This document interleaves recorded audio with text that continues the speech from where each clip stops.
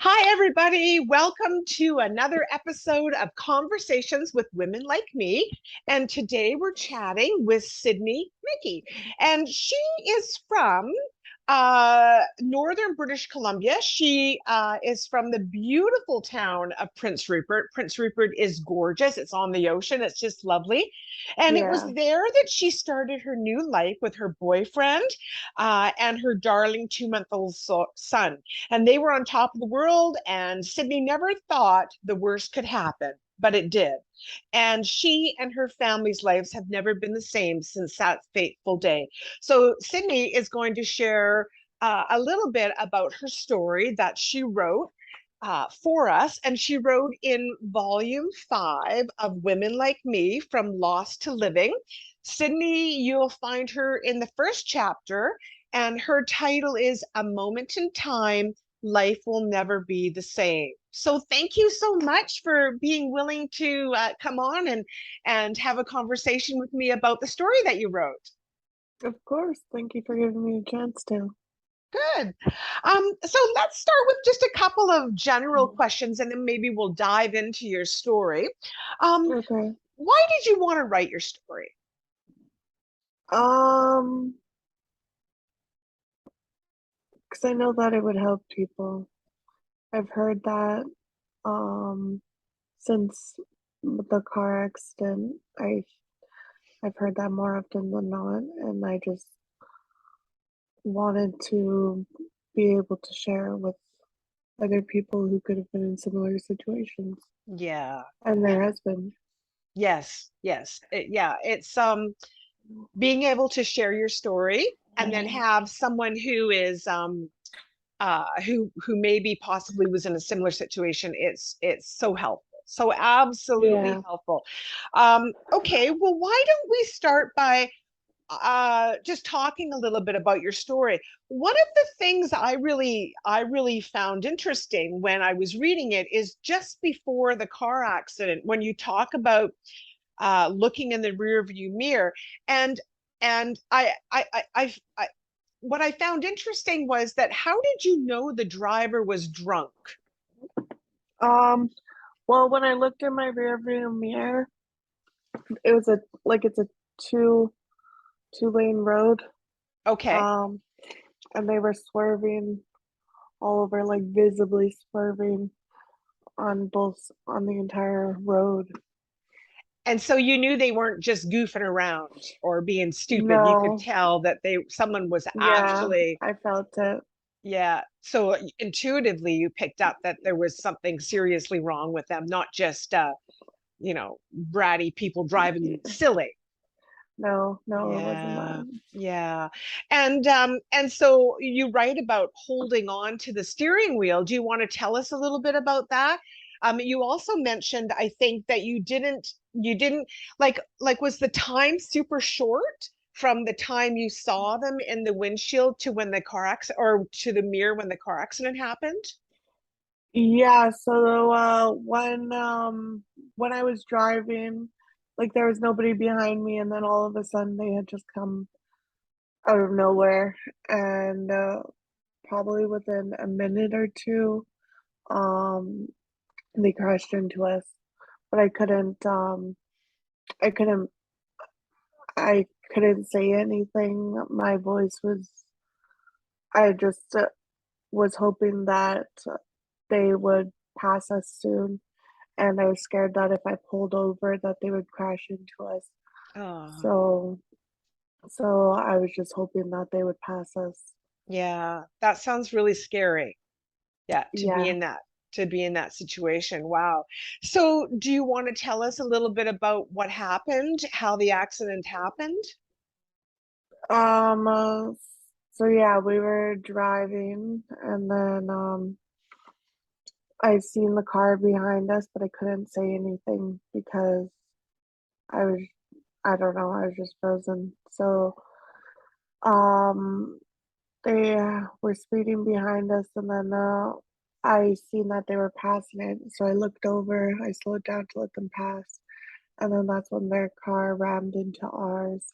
I think maybe um I think we might have flipped a few times. Oh, And then we ended up in the ditch, and I came to, and I didn't know what was going on. I couldn't see the passenger side.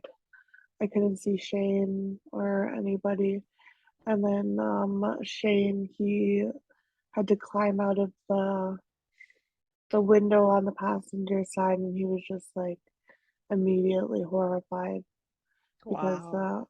yeah, I think I my seatbelt, it didn't lock, and so I was like kind of stuck in the windshield, and my head was open. Um, yeah, and then Shane was just like freaking out, just hysterical. Of course. I saw a picture of the accident after your car after the accident, and I mean, it's amazing that you all lived through it. There was just nothing left of that car. Yeah, it used to be a Dodge Magnum, Wow. and you couldn't even tell. No, no, you couldn't. It looked like your car had been put uh between one of those where they Mhm. crushed the car down, right, for scrap metal. I Yeah, I just couldn't believe it. It was pretty amazing that you all lived. And so yeah, there was an off-duty medic. yeah. I just remember him coming to the windshield, like the front of the car, and he was saying, I'm pretty sure he said that he was not doing the medic, and that everything was gonna be okay. And I kept telling them, said, you need to call my mom. Can I call my mom? I really wanted to call her because I thought I was gonna die. Oh, oh Yeah, I just dear. wanted them to call my mom. Yeah. Oh. The and you had to be cut from the vehicle with the jaws of life. Yes. So I heard the ambulance come, and I was like, oh my God. But then the ambulance came and realized that they couldn't get me out.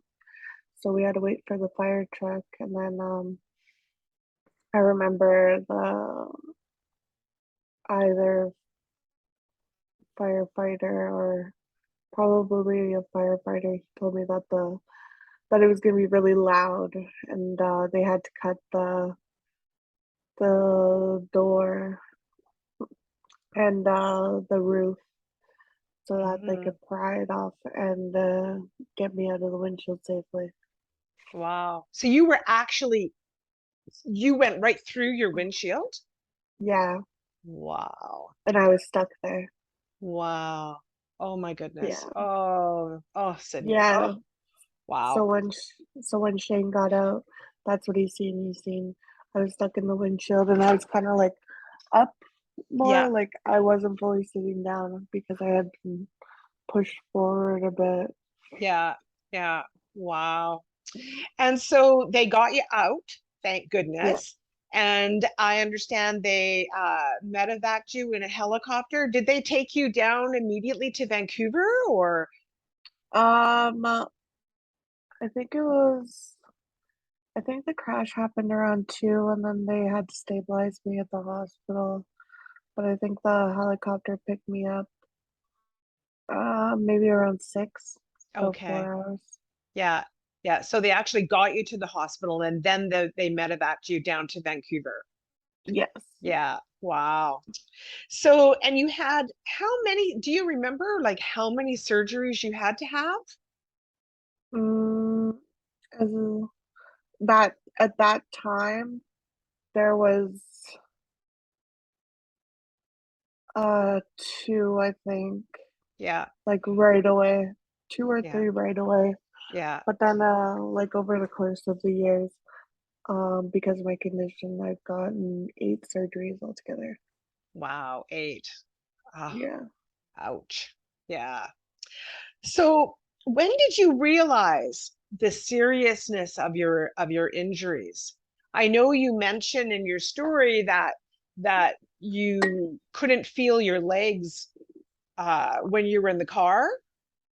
When I was stuck in the windshield, yeah, Yeah, I tried to move my legs and I couldn't. And I was like, okay, okay, I'm paralyzed. But it didn't click in what that meant. I just right. said, okay, I'm paralyzed, whatever. Yeah, And then probably when I started kind of being taken out of the coma, and once the drugs started wearing off, that's when I realized exactly what happened. And the doctor started coming to me and telling me, like, you're never gonna walk again. wow. Yeah, Devastating news. yeah, Yeah, wow. And so your little guy, you had your son at the time. He was just 2 months old. So yeah. how long were you actually in the hospital for? A total of 7 months. I was in the BGH for 3.5 months, and then I went to the GF Strong Rehabilitation Center for another 3.5 months. Wow. And so that must have been really hard on you. I mean, you're dealing with all of your injuries, but now Mm. then also you've got this little sweet 2-month-old baby that now has to be cared by somebody else, and Yeah, that's a long time frame to sort of miss his that growth that he has at that age. exactly right. I missed Yeah. a lot, Yeah. but I'm really thankful that I had my parents there to help me Yes. because Yeah. I wouldn't have been able to do it without them, any of Oh, them. no, no, of course yeah, I mean, to have the support of people around you to be able to help you through everything that you're going through. That's, Yeah, yeah, that's vital for what you were mhm, dealing with. Yeah. yeah, So, for sure. so I understand that you also, that the driver of the car was charged. Yeah, she was charged about 2 years later. 2 years? Yeah. Why did it take 2 years to charge her? I don't know. They got to get a lot of evidence. I guess I still don't understand the process. I think it's really silly. I remember being really upset and mad that why does it take 2 years to charge someone like That it just seems oh like a like because an it was a serious crime. I guess they needed to make sure they dotted all their I's, crossed their T's. well, I I suppose. guess. Yeah, I mean, we're not lawyers, we're not prosecutors or police officers, so we don't really, like you say, we don't understand the process. But to me, like 2 years, that seems like uh, an awful long time to not bring Yeah. charges for someone. So what was she actually charged with? Do you remember? Um, Drunk rec- driving? drunk driving causing bodily harm, reckless driving causing bodily harm, Right. like under the influence causing bodily harm, or there Hmm. was 4 charges altogether. That she had. Uh, Yeah. yeah, And but so because Shane would, I'm sorry, go ahead. but because she was because she pled guilty, they lessened it to 1 charge, which I Oh, think was drinking and driving or reckless driving. It was the most severe she okay. Okay. charge. Yeah. Yeah. And there was three people in the vehicle with you, right? Or two people with you. There was two or three. Yes. There Sorry, was three. okay. And were they okay? Were they injured? There, there was wait. So there was me, Shane, and his cousin. So three altogether. Okay. Okay. And were they okay? Were they injured as well or Yeah, or not that they were okay. Everybody was okay. The four wow. people in the other vehicle were okay. Okay. So you were the only one who took the brunt of the accident. Yeah. Wow. Wow. Yeah. Well, lucky, Oh fuck! lucky. That's okay. My cat scared me. Oh dear. Oh dear. Don't worry about it. Okay. So so then there was so how long after the 2 years of the before this woman was charged. Then when did court actually happen? She was ready to get, um, she was supposed to be sentenced.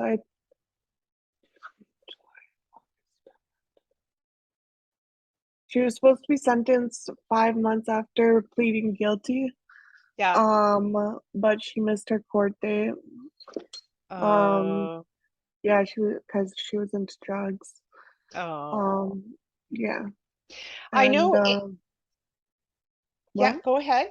No, so well, I was just going to say that I read in your in your story here. Let me just find it here, and where you said, yeah, that I hated her not only for changing my life, but also skipping court appearances was a slap in the face.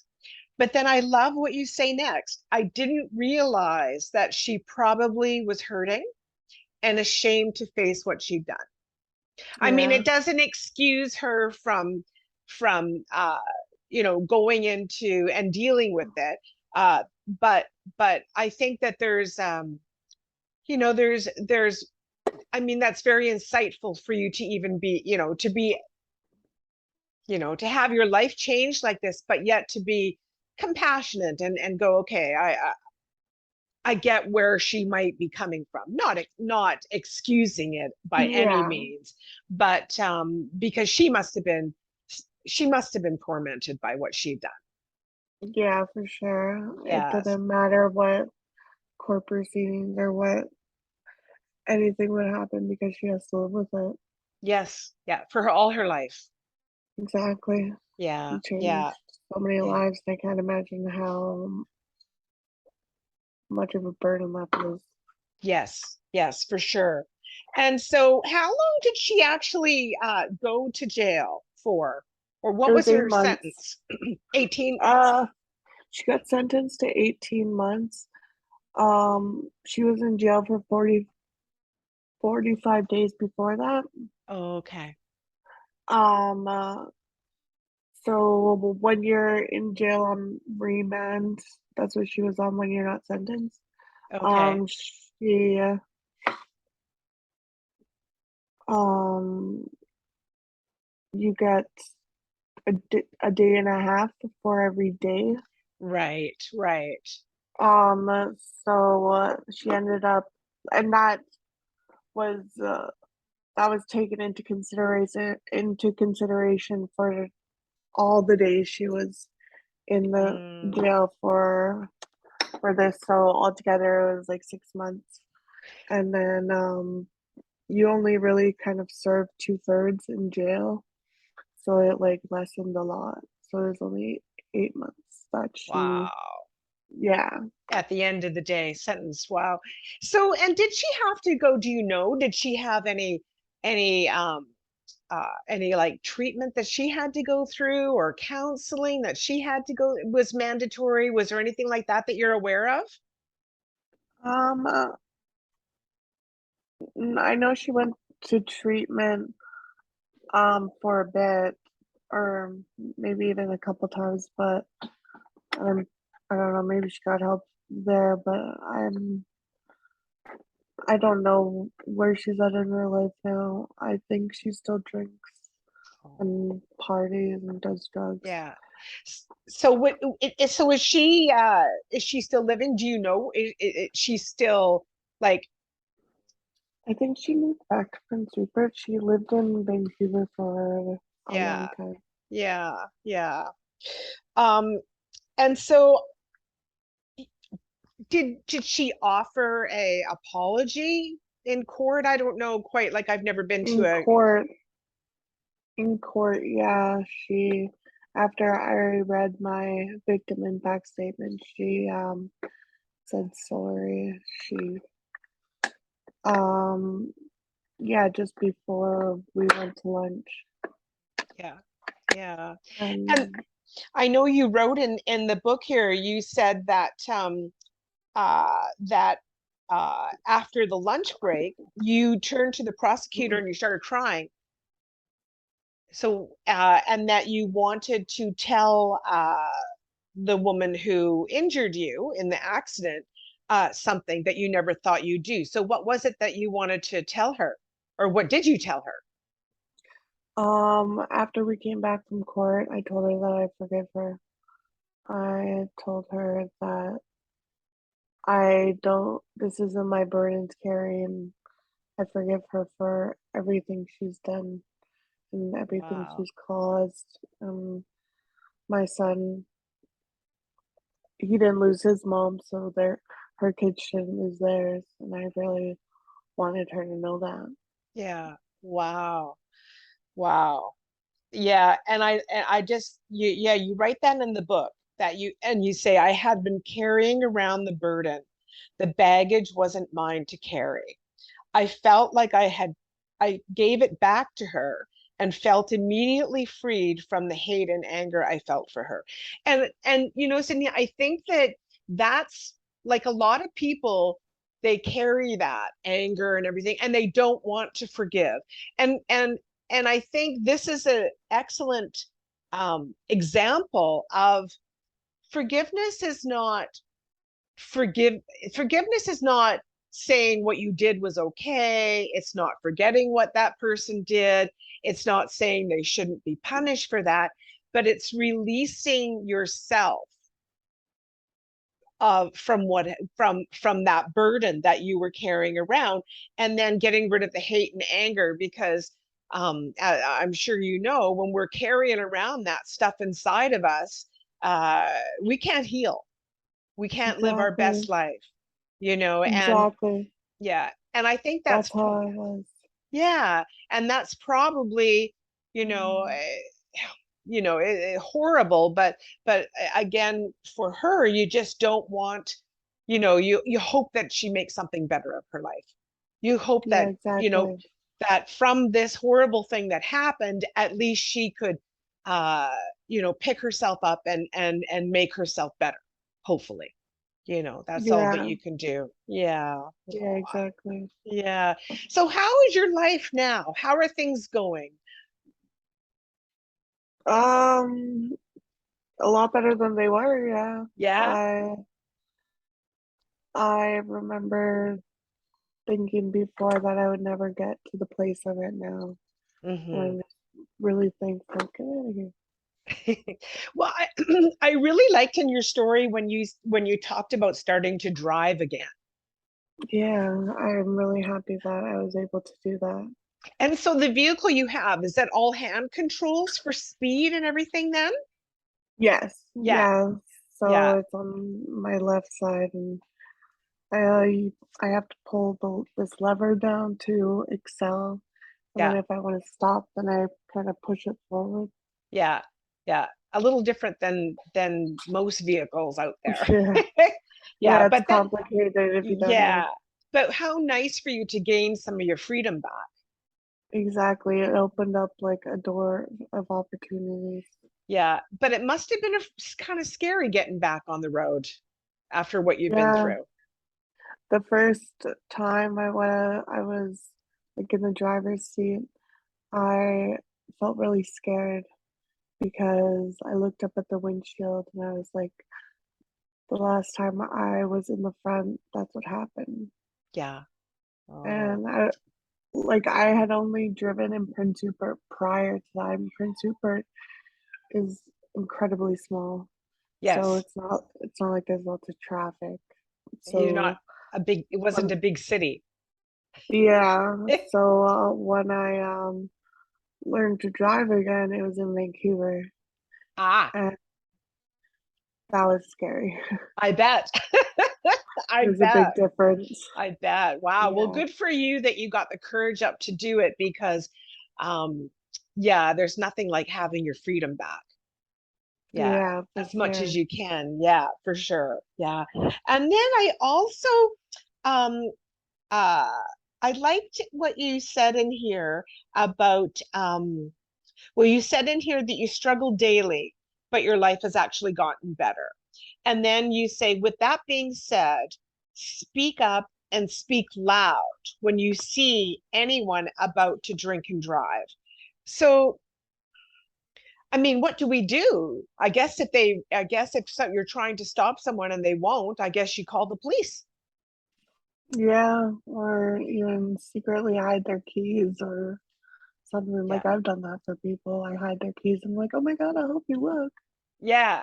Yes. Yeah. Just whatever you can do to stop it. Yeah, Yeah. Yeah. Yeah. And the other thing that you said is that it wasn't just your life that changed. Lots of people's lives changed. So your parents' life, your son's life, your even the girl that caused the accident. yeah, exactly. Like me and my parents, like my mom, my stepdad, my sisters, my three sisters, and then my dad, my stepmom, and my one sister, they all left Prince Rupert to move here with me. Wow. Wow. What an amazing amount of support you have. That's so Yeah, awesome. But it does. So your accident and then it just filters out and it affects your whole family and everybody it, that loves you. Yeah. yeah, it Wow. didn't just change one life that day. Yeah. Yeah. Well, I am so thankful, Sydney, that you chose to write your story in the book and and you chose to be here with me to tell it. And I love it. I just want to tell everybody that this book, From Lost to Living, was #1 in personal transformation. And really, your story is one of personal transformation. I mean, you could be sitting here right now, grumpy and angry and tearful and, Resentful. victimized, but you're not. You're Yeah, you're you're you're trying to live your best life and uh, and you're doing a good job. And it doesn't thank you. no, you're welcome. And it doesn't help any of us to live in that victim mode, and certainly not your son. Yeah, We need to be strong and my goodness, if any of us out there have a reason to be grumpy, it would be you. But look at you, a way you're smiling and you're just there to help other people. I think that I think it's wonderful. So, oh, thank you. no, you're welcome. Oh, now I have a cat. Go on, get. So I guess in closing, is there any advice you would want to give anybody? Anything you would want to say to anybody who's listening or watching? Um,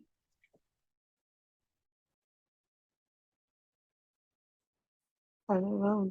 Don't drink and drive. Don't Don't, hold resentment. yeah, yeah. Or Don't drink and try to, drive. yeah. Yeah. I don't Well, know. Forgiving.